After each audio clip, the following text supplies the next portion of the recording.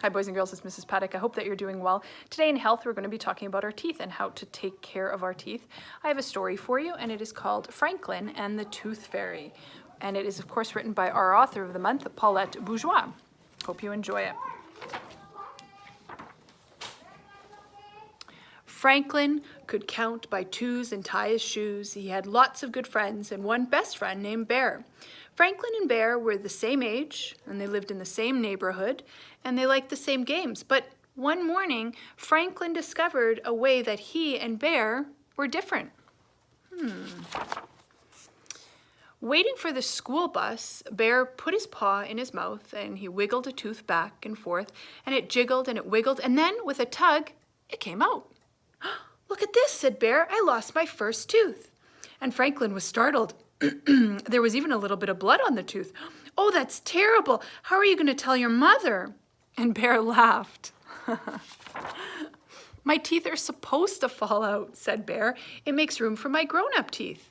Franklin ran his tongue around his gums. They were smooth and firm, and they were completely toothless. "But I don't have any teeth," said Franklin. It was Bear's turn to be surprised. Oh. Franklin's friends shook their heads. "Wow, too bad," they said. Franklin wondered why. He had never needed teeth before.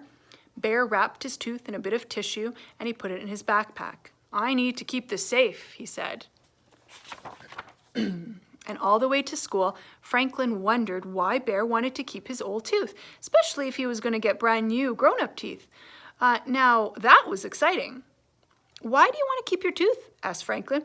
"Wouldn't you just get a big one soon?" All of his friends looked at him with amazement.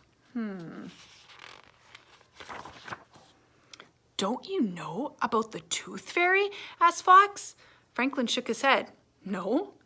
At night, before you go to sleep, you put your baby tooth under your pillow, and then the Tooth Fairy comes and takes the tooth away," said Fox. "But that's stealing," said Franklin. "Besides, what does the Tooth Fairy do with all those teeth?" There was a long pause. Bear scratched his head. Fox switched his tail, and Rabbit twitched. "I don't know," said Bear, "but she always leaves something behind." "One of her own teeth?" said Franklin. Everybody laughed. "Oh, Franklin," said Fox, "the Tooth Fairy leaves a present." Franklin wondered what kind of present a Tooth Fairy would leave. "Well, I hope I get some money," said Bear. "When I lost my first tooth, I got a new book," said Raccoon. "I got crayons," Fox said. Franklin rubbed his gums. Wow, he wished he had a tooth to leave for the Tooth Fairy. He wanted a present too. Bear showed his tooth to Mr. Owl as soon as he got to school. Mr. Owl was very excited. "Losing your baby teeth means that you're growing up," he said. Franklin did not say anything. He had no teeth, but he wanted to feel grown up too. Franklin was quiet for the rest of the day. Even at home, Franklin was quieter than usual. "What's wrong?" asked Franklin's mother. "I don't have any teeth," he answered. "Well, neither do we," said his father. "That's just the way turtles are." "But I want teeth," said Franklin. His parents looked surprised. "My friends get presents from the Tooth Fairy when they lose their teeth," said Franklin. "Why do they get presents for old teeth?" asked Franklin's father. "Because it means that they're growing up," said Franklin. "Oh, I see," said his father. That night, just before bed, Franklin had a good idea. Perhaps the Tooth Fairies, they didn't know that turtles had no teeth, so he found a tiny white rock to put under his shell. He asked his mother to help him write a note, and it read, "Dear Tooth Fairy, this is a turtle tooth. You may not have seen one before. Please leave a present. Franklin." Do you think the Tooth Fairy is going to be fooled? Franklin woke up very early the next morning. He looked under his shell. The rock was gone, but there was a note instead of a present. He ran to his parents' room. "What does it say?" he asked.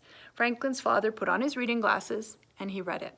"Dear Franklin, sorry, turtles don't have teeth. Good try. Your friend, the Tooth Fairy." Franklin was very unhappy until he noticed a big wrapped package near his breakfast bowl.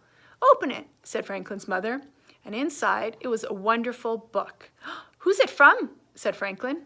Well, it's from us, said his parents, to celebrate your growing up. Franklin stood very tall. Thank you. From then on, Franklin didn't worry about being different from Bear. He knew that in all the important ways, he and Bear, they were exactly the same. There you go. So I hope you enjoyed our story about Franklin and the Tooth Fairy. Yeah, turtles in fact do not have teeth. Isn't that cool? That's a little interesting little fact. But around the age of 5 or 6, even 7, you may start to lose your baby teeth as well as you're making room for your adult teeth. So that's pretty exciting. Sometimes a little bit scary too, especially if you see a little bit of blood in there, right? But it's okay. So don't worry. So if it does happen, let me know. I would love to see a little gap in your mouth, and I'd love to see your tooth too. That would be kind of cool before you put it under your pillow for the Tooth Fairy. There you go.